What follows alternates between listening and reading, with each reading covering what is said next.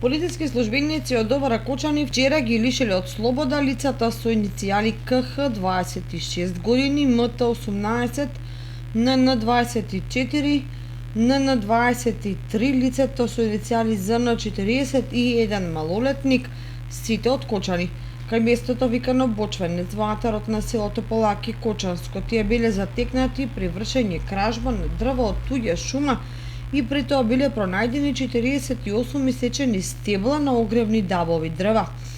На местото на настанот биле пронајдени одземени 2 патнички моторни возила и една моторна пила, кои биле предадени на шумската полиција за понатамошна постапка. Се наведува во соопштението од МВР.